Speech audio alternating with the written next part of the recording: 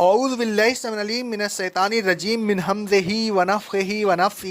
سورہ بقرہ کی آیت نمبر 210 اور 211 میں اللہ رب العالمین کا ارشاد گرامی ہے، کیا یہ لوگ اس بات کے منتظر ہیں کہ اللہ ان کے پاس بادلوں کے سائبانوں میں آ جائے، فرشتے بھی آ جائیں اور ہر کام کا فیصلہ ہو جائے، اور سوائے اللہ کے فیصلہ کر بھی کون سکتا ہے، اس لیے کہ تمام کام اللہ ہی کی طرف لوٹائے جاتے ہیں۔ اور اگر انہیں معجزہ کی خواہش ہے تو اے رسول صلی اللہ علیہ وسلم، آپ ذرا بنی اسرائیل سے پوچھئے کہ ہم نے ان کو کتنے معجزے دیے تھے، پھر انہوں نے کیا کیا؟ کیا وہ شریعت پر قائم رہے؟ کیا انہوں نے شریعت الہیہ کو جو ایک بہت بڑی نعمت تھی نہیں بدل ڈالا؟ اور جو شخص اللہ کی نعمت کو جو اس کے پاس آئی ہو بدل دے تو اللہ تبارک و تعالی اس کو سخت سزا دے گا، بے شک اللہ سخت سزا دینے والا ہے۔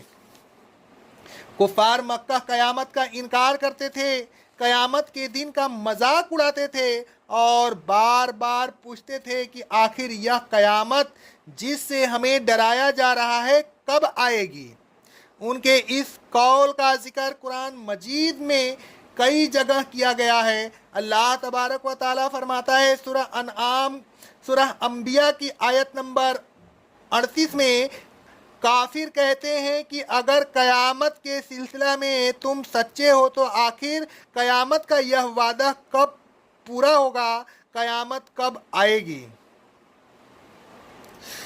دوسری چیز جس کا مطالبہ کفار مکہ کرتے تھے معجزہ تھی۔ وہ کہتے تھے کہ اگر آپ کوئی معجزہ دکھائیں تو ہم ایمان لے آئیں گے۔ ان کے اس مطالبہ کا ذکر بھی قرآن مجید میں کئی بار آیا ہے۔ اللہ تبارک و تعالیٰ فرماتا ہے سورہ انعام کی آیت نمبر 37 میں، کافر کہتے ہیں رسول اللہ صلی اللہ علیہ وسلم پر ان کے رب کی طرف سے کوئی نشانی کیوں نہیں نازل ہوتی؟ سورہ یونس کی آیت نمبر 20 میں اللہ رب العالمین فرماتا ہے، کافر کہتے ہیں کہ رسول اللہ صلی اللہ علیہ وسلم پر ان کے رب کی طرف سے کوئی نشانی کیوں نہیں نازل ہوتی؟ آگے اللہ رب العالمین فرماتا ہے سورہ طٰہٰ کی آیت نمبر 133 میں، کافر کہتے ہیں کہ یہ رسول اپنے رب کی طرف سے کوئی معجزہ کیوں نہیں لاتے؟ اللہ تبارک و تعالیٰ نے آیات زیر تفسیر میں ان دونوں مطالبوں کا جواب دیا۔ قیامت کے مطالبہ کے سلسلے میں اللہ تبارک و تعالیٰ نے فرمایا، هَلْ يَنظُرُونَ إِلَّا أَن يَأْتِيَهُمُ اللَّهُ، کیا یہ اس بات کے منتظر ہیں کہ اللہ تبارک و تعالیٰ ان کے پاس بادلوں کے سائبانوں میں آ جائے، فرشتے اتر آئیں اور قیامت واقع ہو جائے، حساب و کتاب ہو جائے اور تمام معاملات کا فیصلہ ہو جائے؟ کیا یہ اس دن ایمان لائیں گے؟ ان کے اس دن ایمان لانے سے کیا فائدہ ہوگا؟ وہ دن تو روز جزا ہے۔ اس دن نہ ایمان لانے کا وقت باقی رہے گا اور نہ عمل کرنے کا۔ ایمان لانے اور عمل کرنے کا وقت تو دنیا کی زندگی میں ہے، انہیں اس زندگی میں ایمان لے آنا چاہیے۔ اللہ تبارک و تعالیٰ فرماتا ہے الف لام میم تنزیل السجدہ کی آیت نمبر 29 میں، اے رسول صلی اللہ علیہ وسلم کہہ دیجئے کہ فیصلہ کے دن کافروں کا ایمان لانا ان کو کوئی فائدہ نہیں پہنچائے گا اور نہ انہیں اس دن کسی قسم کی مہلت دی جائے گی۔ قیامت کے دن فیصلہ کرنے کا اختیار کسی کو نہ ہوگا، صرف اللہ تبارک و تعالیٰ فیصلہ فرمائے گا، اور یہی کیا وَإِلَى اللَّهِ تُرْجَعُ الْأُمُورُ، تمام کام اسی کی طرف لوٹتے ہیں، ہر کام کا فیصلہ وہی کرتا ہے۔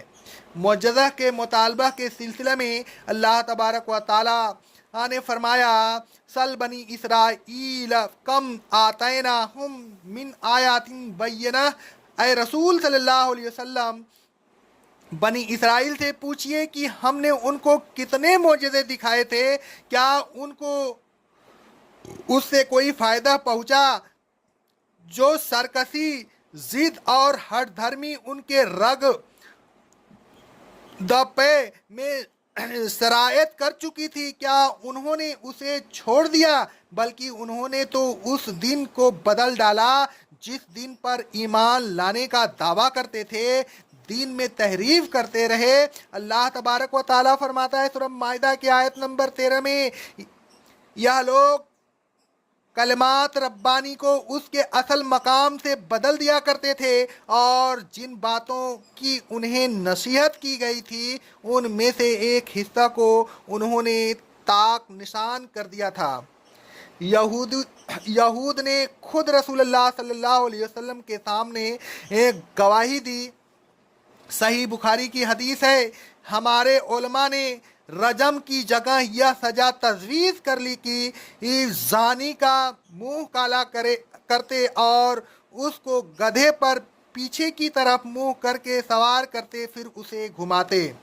بنی اسرائیل کو جو نعمتیں دی گئی تھی ان نعمت کا ذکر کرتے ہوئے اللہ تبارک و تعالیٰ فرماتا ہے سورہ بقرہ کی آیت نمبر 47 میں، اے بنی اسرائیل، میری ان نعمتوں کو یاد کرو جو میں نے تم کو دی تھی۔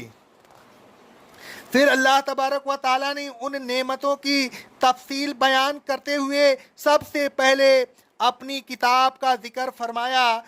سورہ بقرہ کی آیت نمبر 53 میں اللہ رب العالمین فرماتا ہے، اور اے بنی اسرائیل، وہ وقت یاد کرو جب ہم نے موسیٰ کو کتاب اور فرقان سے سرفراز فرمایا تاکہ تم ہدایت یاب ہو جاؤ۔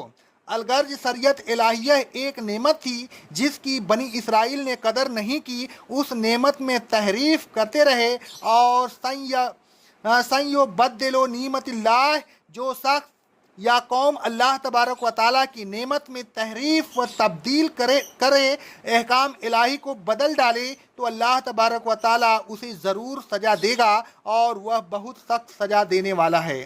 اللہ تبارک و تعالیٰ نے اس آیت میں رسول اللہ صلی اللہ علیہ وسلم کو تسلی دیتے ہوئے فرمایا کہ جب بنی اسرائیل متعدد معجزے دیکھنے کے بعد صحیح معنوں میں مومن نہ بنے تو ان کفار قریش سے کیا امید کی جا سکتی ہے کہ یہ ایمان لے آئیں گے؟ لہذا اے رسول صلی اللہ علیہ وسلم، آپ کفار مکہ کے مطالبہ کو کوئی اہمیت نہ دیں، اور نہ اس مطالبہ کے پورا نہ ہونے پر کسی قسم کا غم کریں۔ اے لوگوں، قیامت کا انتظار نہ کیجیے، دنیا کی زندگی میں ایمان کو استوار کیجیے اور نیک عمل کیجیے۔ اے لوگوں، اس بات پر ایمان رکھیے کہ تمام امور کا فیصلہ اللہ تبارک و تعالیٰ کے اختیار میں ہے، کسی دوسرے کو ذرا سا بھی اختیار نہیں۔ اے لوگوں، اللہ تبارک و تعالیٰ کی نازل کردہ شریعت ایک نعمت ہے، اس کی قدر کیجیے، اس میں کسی قسم کی تحریف نہ کیجیے، نہ اس میں کمی کیجیے اور نہ بیشی، نہ تعویل کر کے احکام الہ کے منشا کو بدلیے، اور نہ ہیلوں کے ذریعے حلال کو حرام یا حرام کو حلال کیجیے۔ یہ سب گناہ کے کام ہیں اور سخت عذاب کے موجب ہیں۔ اقول قولی ھذا استغفر اللہ استغفر اللہ استغفر اللہ۔